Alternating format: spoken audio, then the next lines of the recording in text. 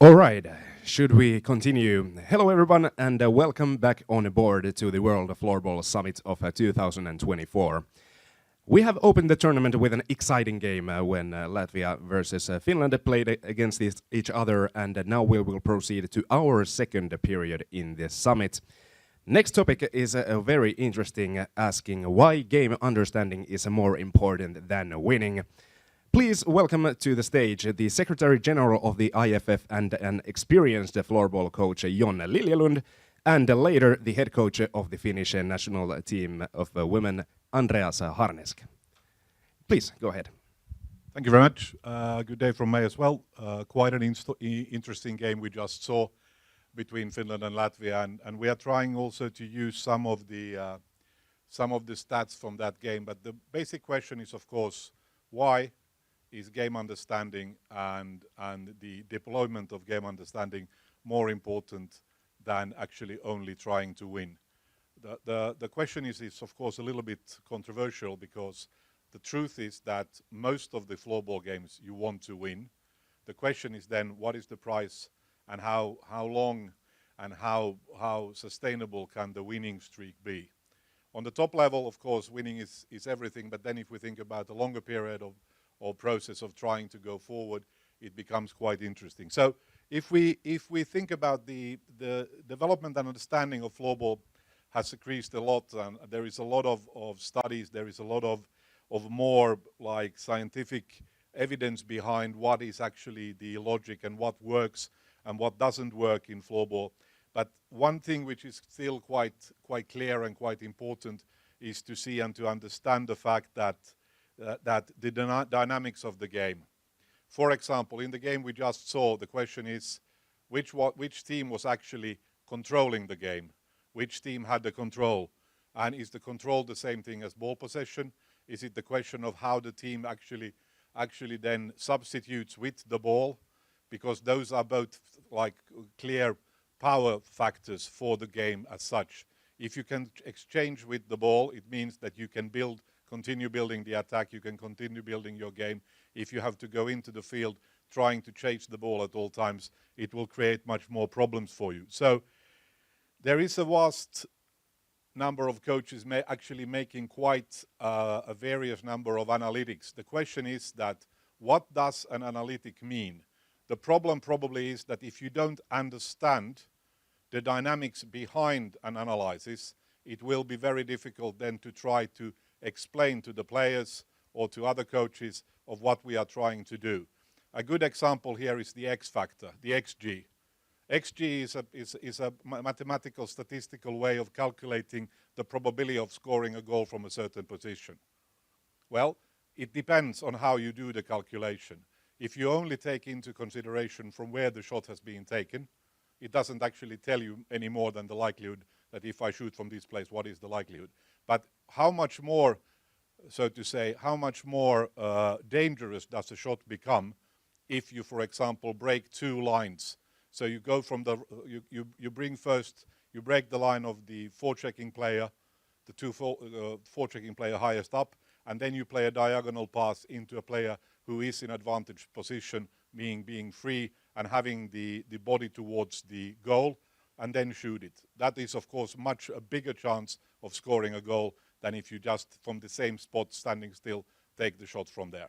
And if we don't understand this logic, it will be very difficult to see what the development of the game actually would be like. So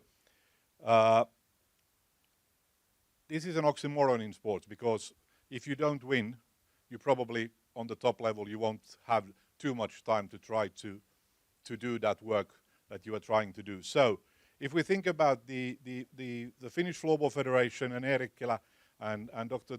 Mika Palvalin has made a game analysis trying to explain how and in which way, so to say, the game is developing, what are the dynamics behind how it actually goes, and also in principle what the effectives and the effectiveness of certain things that is being done at the same time. So we are now trying to look a little bit on here in this presentation, and then to discuss with Andreas about the factors that has actually affected the game as such. And one of the things is, of course, the goal scoring analysis, the organized attacks and the rates of them, and then as well the game situation changes, the turnovers, the counterattacks. And it's quite interesting that there is a quite big difference between the different statistics between the friendly international and the World Championship games, and then on the other hand, both in the F-Liga in Finland and at SSL in Sweden, between what happens. But just to give you a first snapshot from the first 2 periods of the game we just played. So if we think about after 2 periods, even if the Finns had the power play in the end of the second period, it's the fact that the shots, 68% of the shots were taken by the Finns, which is quite logical at the same time as they had ball possession 71%. The question is, of course, that if you then look upon, so to say, the momentum of the game, it's clear that in the first period, before Latvia was able to score the 1-0 goal, the red bar here over here clearly shows then that they had the momentum. Then Finns took it over for a time after that, and then again the Latvians were able to bring back a little bit momentum themselves. Then in the second period, which was pretty much Finnish domination throughout the period, apart from the very end of the period, and it still ended, and then during, so to say, the attacks phase there, Latvian took a penalty from where then Finland scored 2-1. But this is a basic idea of what the game looked like. The question behind it is then, what does it actually mean? What is the, so to say, the data behind it? How does it look? For example, how efficient were both teams in their attacks? If you look at the momentum chart, it's pretty clear that the Latvians were pretty effective, even though they only had 32% of the shots and 29% of the ball position. But after 2 periods, it was 1-1. Okay, clearly, Latvia played a counter-attack game with turnarounds and clearly defined systems of ideas of trying to break the lines on the field of play, both the lines of the defensive lines in both the horizontal and vertical levels, which then made it quite clear that it was very effective of how they were able to play it, and they continued doing that in the 3rd period. But then if we think about, so how does the game actually differ on the international level? So if we think about it, that most games here at the international level in the WFC are scored as a result of an organized attack. An organized attack is something where you have more than 3 consecutive passes, you are in the attacking zone, you are building the attack. It's usually also a little bit slower. It takes time. You are trying to find not to give away the ball in order to be able to control it and then have more consecutive passes. And then the scoring percentage is that in 27%, so to say, that's so to say how often you score a goal in that. The second most effective thing is then is 29% of goals are scored from turnovers, a situation where, so to say, you steal the ball in any size of the field and then play it directly forward, have 1 or 2 or even maybe 3 players running upwards, and then you play the ball between them. And there, so to say, the scoring percentage it drops to 23. The risk, of course, is that because it's unorganized, it's also a question of how the defending team is capable of actually taking the attack forward. Then you have the special situations, 22, with a clear higher scoring percentage, which is 37, and then free hits and hits in are 13, and with a 27% strike rate. But if we think about it, it differs then from the F-Liga, and the biggest difference is then that most goals are scored from the turnovers, 41%, and 29 from organized attacks. So it actually turns around quite clearly the other way around. And of course, one question is, why is this? And one of the reasons behind it, and one of the major reasons is, it's not that the players would be not that good, but it's because probably also due to the fact that the structure of how you build a national team, you have less time to train, you don't play as much together, so you need to build it much more concretely. Now, there are national team coaches here who have been national team coaches who can then object and have other comments to that. But logically, the idea is that you do not, and therefore the Latvians were quite interesting because they built their game in principle mostly on the organized attacks. And if you think about, if you saw we're looking at the 6 against 5 play in the end, the way they were playing was actually, they were still like looking for somebody to run somewhere in order to be able to shoot, because they were playing far around from around the field in that situation. So the difference is largely the result of a remarkably large difference in the triggering percentage of situation changes, which is 30 in F-Liga and 7% higher than on the international matches. That's quite clearly. So the defense, so to say, the risk, if you want to turn it around, the risk-taking percentage is much smaller on the international level because the players are so much better, so the risk of actually scoring goals are much bigger. I think that Vera and Oona, who will speak later, can also confirm the fact that the possibility of scoring goals, it's much more easier if you have a structure which helps you to make the turnaround and bring the ball forward.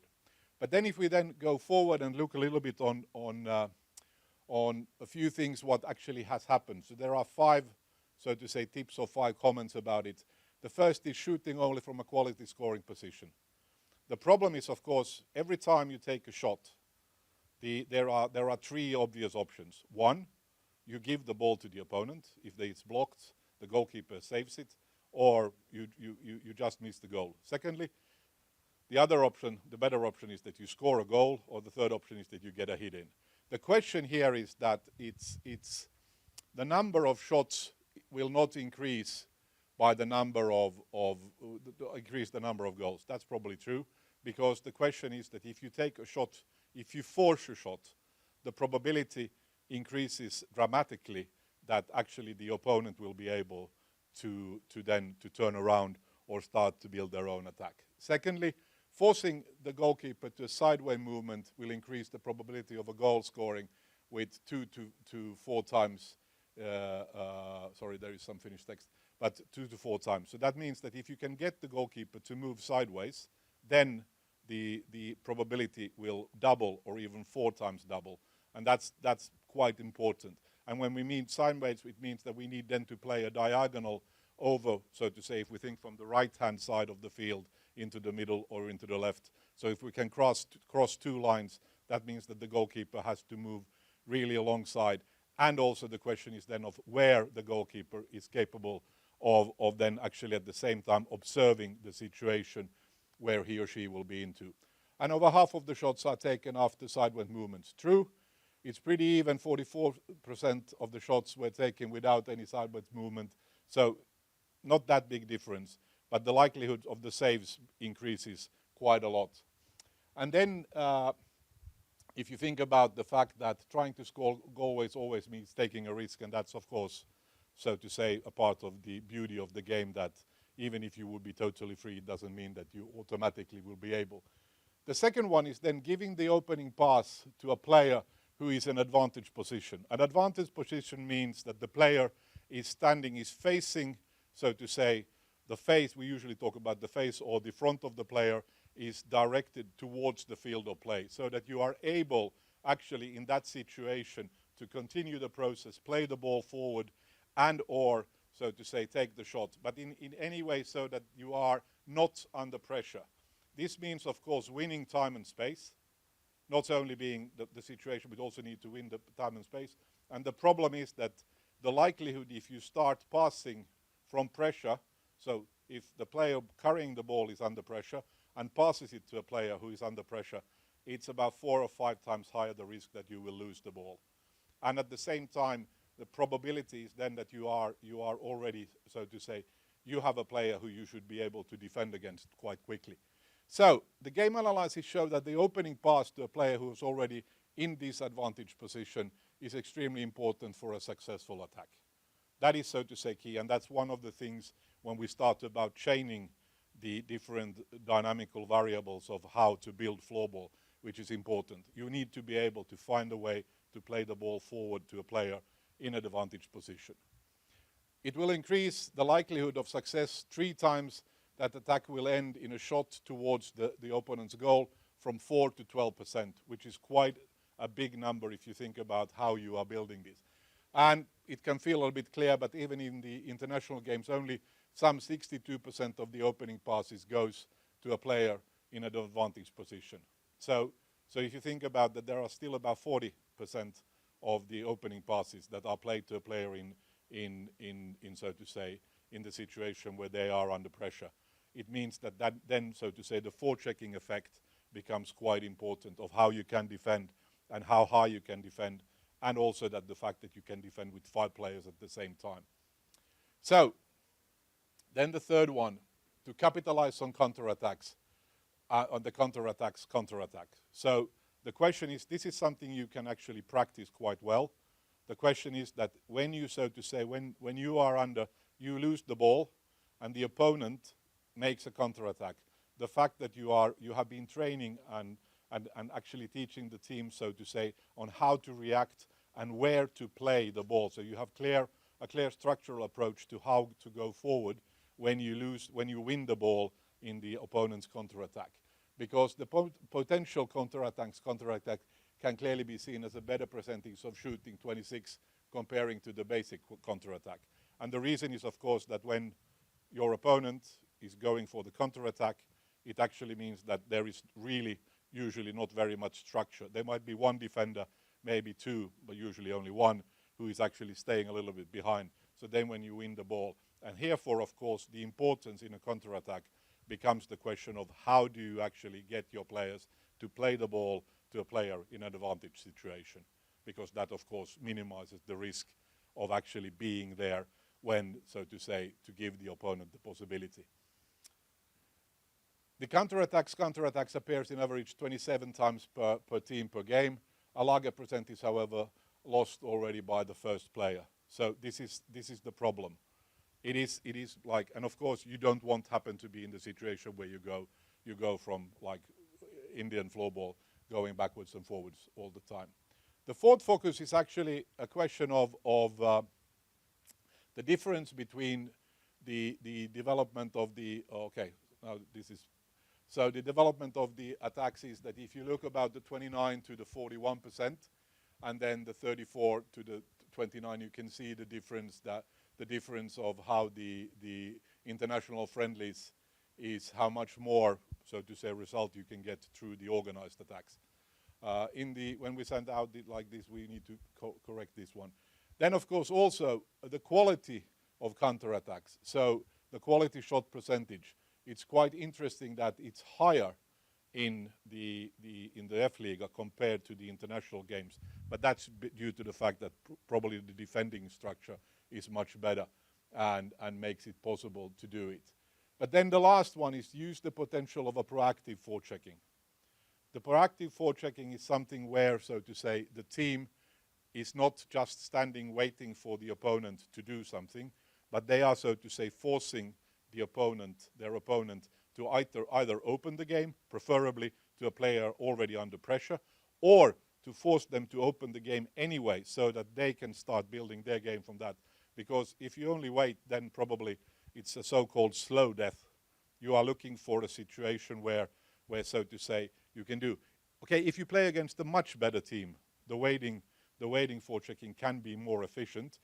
We can ask Andreas about that in a moment, of what he thinks and how it's been when playing against Sweden in the last few friendly internationals.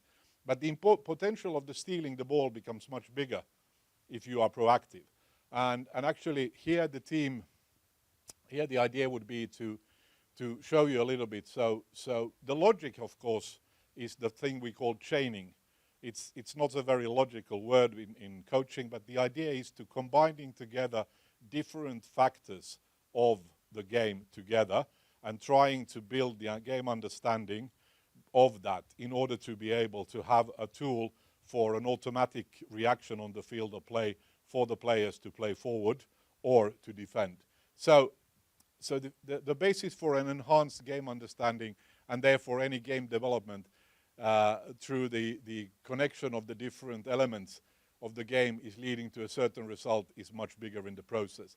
And the broader understanding of how the different elements of the game actually affects how you play and you get your player to understand gives you the possibility of looking at it from a more, so to say, holistic perspective. And here it's about the question about, of course, the trigger is how do you explain the data you have from a statistical point of view. I have a statistical background. I worked 15 years as a building models for marketing. So I think I understand a lot, but I understand the problem of trying then to capitalize on that information when you want to tell somebody what it actually means and how you can use them. So if you keep in mind that you only understand what something happens and can convey that to the players, then you are already on a pretty good way of what the idea is. A typical example is that the statistics you use, or the statistics the coaches you are working with uses, or as a player you get, the question is why? Why is this important? Why is it important to understand where we open in an opening of the game? Why is it important if we are active, proactive, or waiting when we are forechecking? What does it actually affect the other players if the so to say proactive players are the two highest players in the forechecking line? How does it affect what the other players should be doing?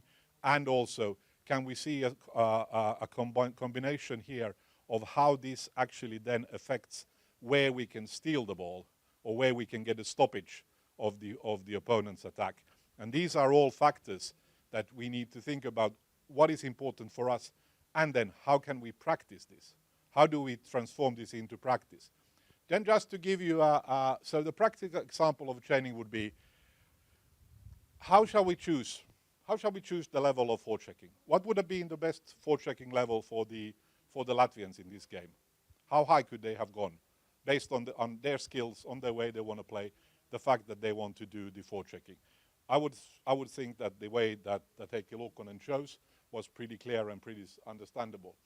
But it's dependent on our strengths of the possibilities and weakness and the weakness of the opponent.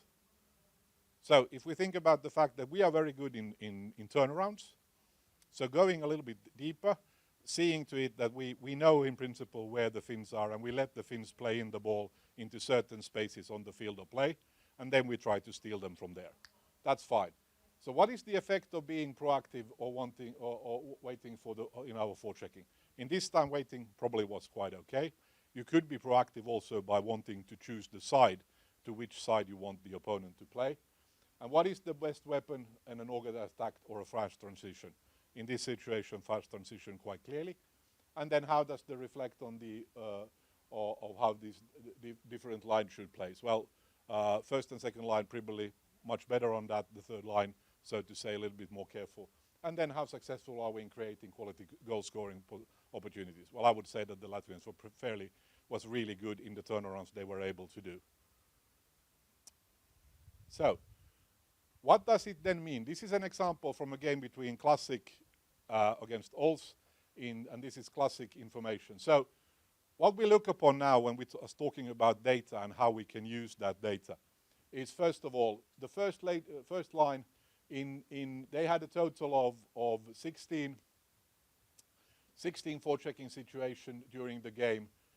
They were waiting in 4, they were proactive in 12. The question is now, like, they were able to take a shot in 2 times when they were waiting and 3 times when they were effective. So not a very big difference, even though, of course, they were proactive many more times.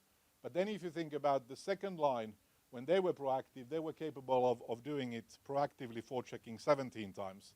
So the question now is, okay, here we probably need to do a little bit more work on looking upon how we can use the game, the way the team is playing, and what the problems are. Because for the first line, when they were proactive, actually in half of the cases, they did not succeed at all because the opponent also was capable of taking the shot. So definitely something you would need to look upon on how to change that and how to change the forechecking. These were, on the other hand, in 12 cases out of 17, they were able to either control the ball or even take a shot. So they were able to take a shot in 5 times of the total. And then the third line, really quite low in playing with the ball, but then quite proactive when they're, and quite successful there. So if we think about this and keep this in mind and go forward. So the forechecking shows the Classic's first lines, the opponent has been able to taken much more shots if they were actively forechecking, which is quite interesting, of course. Thinking about, and the second line in number and by efficiency much better in forechecking proactively and had more shots and possessions, which was also true for the third line. But then creation of quality shots, quality goal scoring opportunities versus other shots. Here the difference is not that big. So the question is now, based on the first picture, you could have said that the second line was clearly better, at least at forechecking.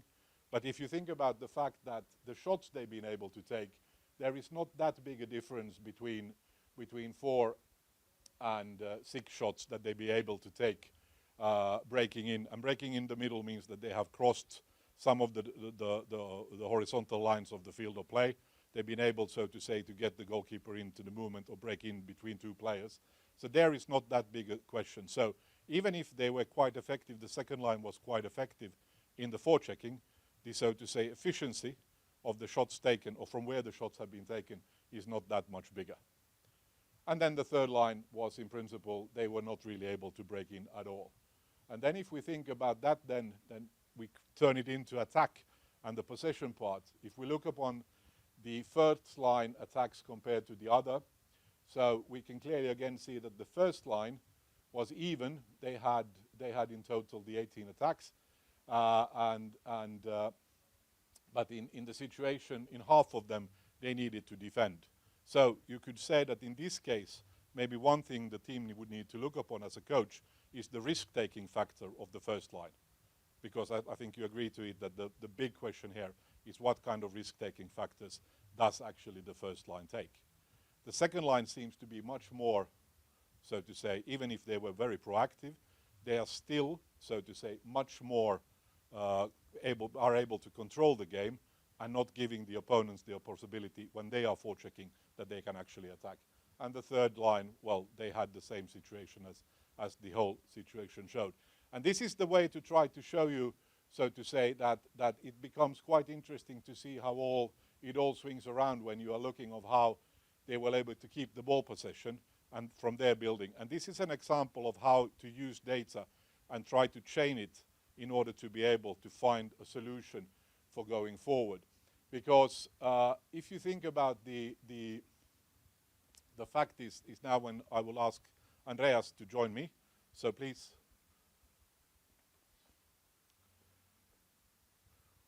Thank you. So, as is in your role as the head coach of the Finnish national ladies team, what do you think? What do you think first of all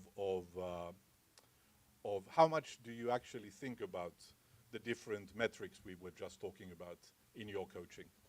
Actually, a lot, I would say. I'm using my coach every day, more or less, Jussi Kauppi. So we're speaking about things like this. This is the first time I saw this metrics, and I liked it very much. Yeah. So when you think about then, how would you use this information in the development of the women's national team, the team, the way you play? If you think about the opening of the game or breaking in the defensive lines in the attack of the opponent, how would you use it? How would you start working with the players?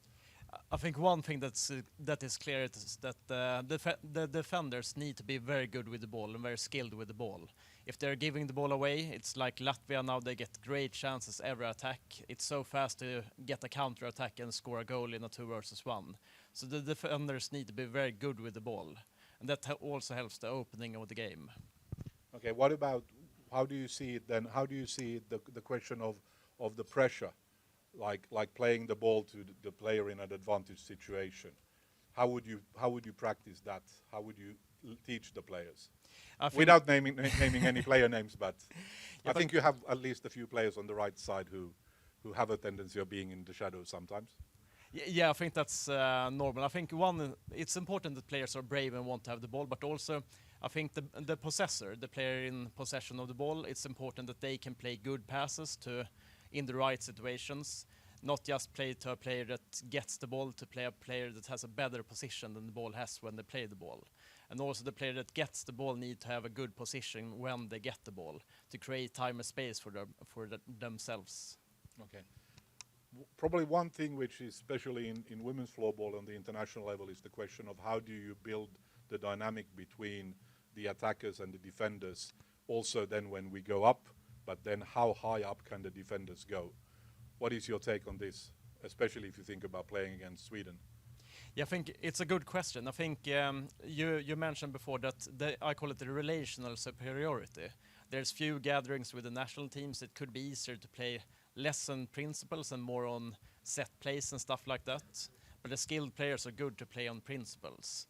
And I would say that to create numerical superiorities 2 versus 1s in different places, you can do that with a bit more conservative play to keep 2 defenders more defensive, but you could also go and attack and switch positions a lot with defenders going up and forwards going down, and so you get numerical overloads on different places. Yeah, but if we think about again about the defenders in the forechecking, what is the role, so to say? How high up, how close to the ball and to the forechecking forwards can your defenders come? Are you thinking in our defense when we're forechecking? Yeah. Yeah, I would say for me it's about being attracted. If the opponents should be a consequence of our playing.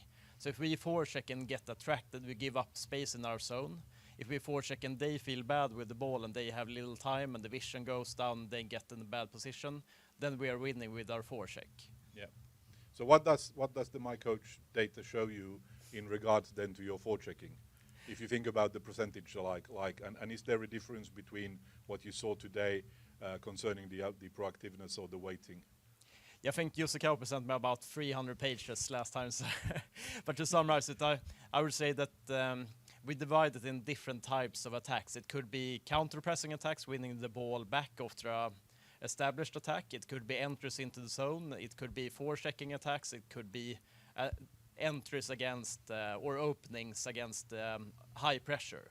For example, Sweden makes a lot of high pressure, so how we can use that to our advantage. Are you going to tell us how you can use it to your advantage? Or is that a secret? Maybe a little bit of a secret, yeah. Okay. Okay.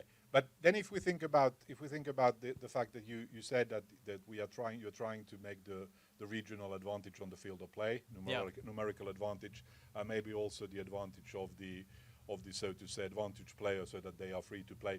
What do you think about what is the challenge then in your case for the women's national team to actually be able to increase the number of creation of quality goal scoring opportunities? Yeah, that's the right question to ask. So I would say like we have few gatherings, so we need to play on the players' instincts. And right now we have the possibility to develop, so the players can go home and develop. But closer to the tournament, we need to play on the players' strengths and natural instincts, I would say. Yeah. So if you think about the last games you played, what was, so to say, what is the learning? What is the take from there? I think we can have different lines that have different strengths. One line could be like the classic second line, really good at forechecking and being very aggressive and play different in that way. One line could be like Vera and Ona, very good at possession and keeping the ball and playing with the ball. So then we have different things to develop in all those lines, and it could be different things for every line right now. Yeah. So if you look forward now, let's say there is the World Championship 25, and then without actually knowing your contractual status, but let's say for the sake of argument 27 in Turku, what is maybe from your standpoint, from a more like to say coaching standpoint and a tactical standpoint, what are the key things that the Finnish women's national team and you would like to develop, so to say, going forward, and taking a little bit and also commenting a little bit about the data that we showed in the presentation before? Yeah, I also believe in the data that the offensive game and the skills with the ball will get more and more important all the time. So I want the national team to lead the way for the Finnish floorball, so they can show in what ways we can develop the floorball and get more skilled and get better, so we can dominate the game. Okay. And if you think about like in the first session we had the very good presentation about the future. Have you ever thought about the question of how actually to approach the players? Are there any new, so to say, techniques of conveying the information? If I think back on my own career and as a goalkeeper and then maybe coaching since '91, there's a lot of things that has already changed of how you approach players and how you use data and how you use videos and things like this. But I can clearly say that you can clearly see that if a game video is longer than 7-8 minutes, you can start see the young players being like, okay. Okay, whatever. So, how do you tackle this? I mean, top players are top players, but anyway. Yeah, first, I'm a big believer in individual development plans. So I work as much as possible with the players individually, so they can form their development plans. Also, I'm a believer in that to give the team and the players time to process the information within their own time. So we send out the information before every camp on videos and stuff like that on things we want to develop, so they can watch in whatever pace they like to do it. Okay. So how would you describe yourself as a coach? Are you a structuralist, or are you an adventurous, or how would you describe yourself? Maybe one of you can tell this better. I think I would like to be very brave and offensive-minded and see opportunities. And I also want the individuals to make the team great. So I want to start with the individual side. Okay. So you want the stats to support the fact that in every attack you score a goal, because then you don't need to defend. Exactly. Sounds good. That sounds good. Okay, that's good, Ona and Vera, for you to know that that's what you have to do now. So then, if we think about a little bit, go back to the fact that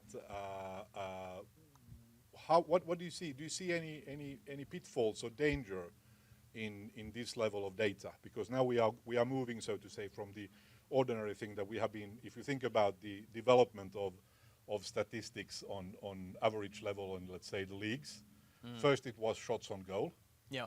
Then it was how many was blocked. Yeah. Then it was the question of possession. Where did we lose the ball?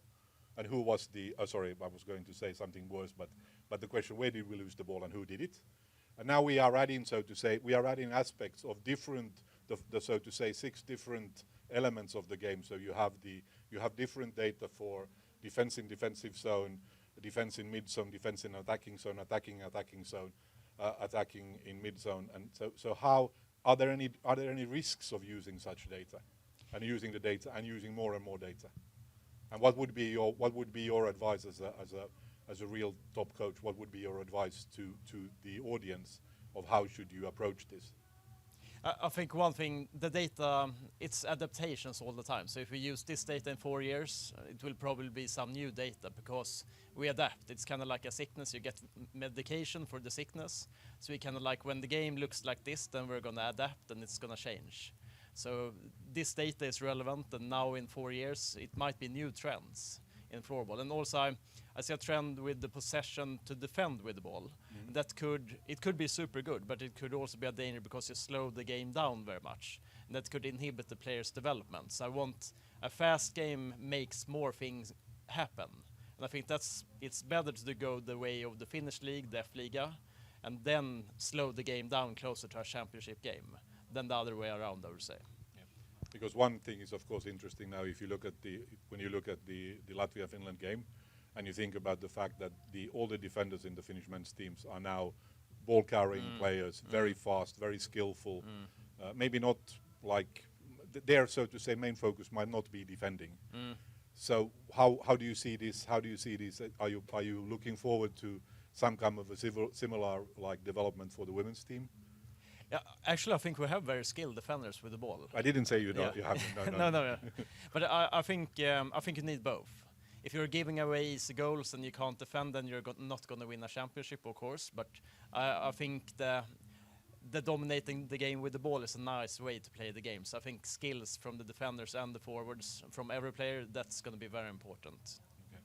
Then the last question: How would you, so to say, what would your advice or your recommendation for the coaches watching the World Floorball Championships now here in Sweden? What should they look at? What is interesting in this championship? I think one thing they tend to look at, is my feeling, is that they look at the set plays, the collective structure. I will start to look at the individual, both on the mental side but also on the playing side, because I think that's going to make the team more great if the individuals become great. That was very well put. Thank you very much. Thank you very much.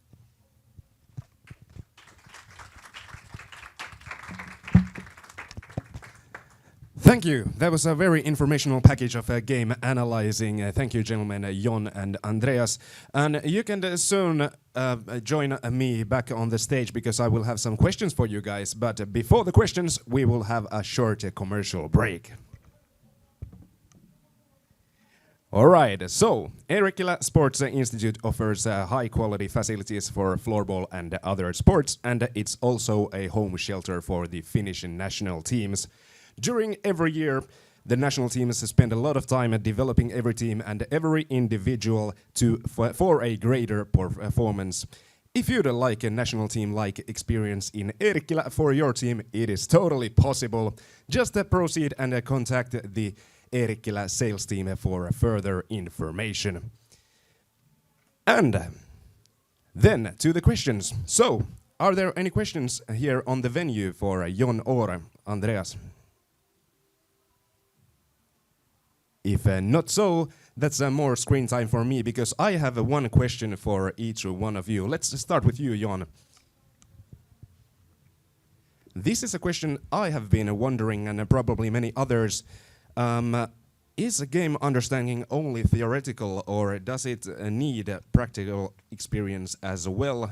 So is it possible to correctly analyze the game if you haven't played or coached or refereed or so on at the top level? I would actually say that it's I'm referring a little bit to what was said earlier in the first session.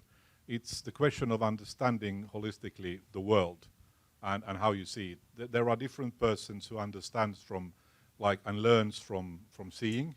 Other ones learn from reading. Other ones learn from hearing.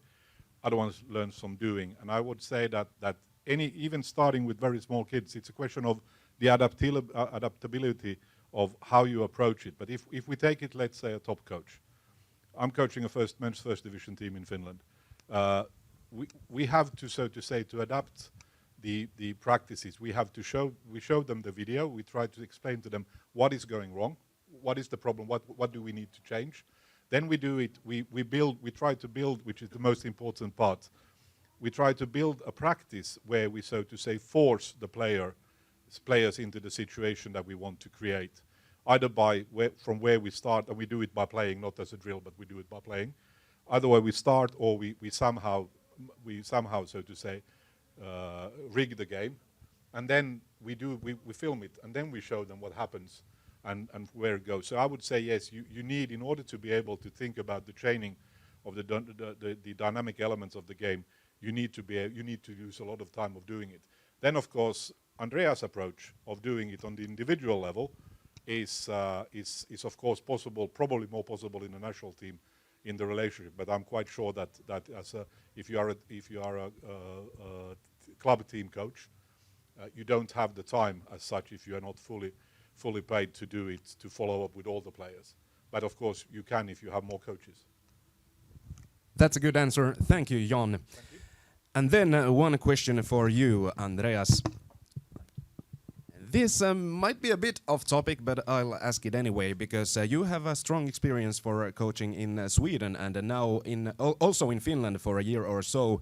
So are there differences between the average player types in the between the Swedish or Finnish players, and is it different to coach Finnish and Swedish players, and if so, why or how? It's a good question, a great question. I would say, like, mentally, I think it's I said before that Finnish people are really good at things but don't think they're good at it. So I think that's something that I want to change, that they understand that they are great and good at things. That's also something that Ilke and me are speaking a lot about as well, that to have a lot of confidence in ourselves, and I also want it to be okay to make mistakes. So I would say the mental thing is a bit different. Playing-wise, I think Finland is really good with the ball, usually. All right, that's a good answer, and a strong encouragement for the Finns, so just believe in yourself, it will be good. Thank you, Andreas, and let's give a huge round of applause for both Jon and Andreas. Thank you.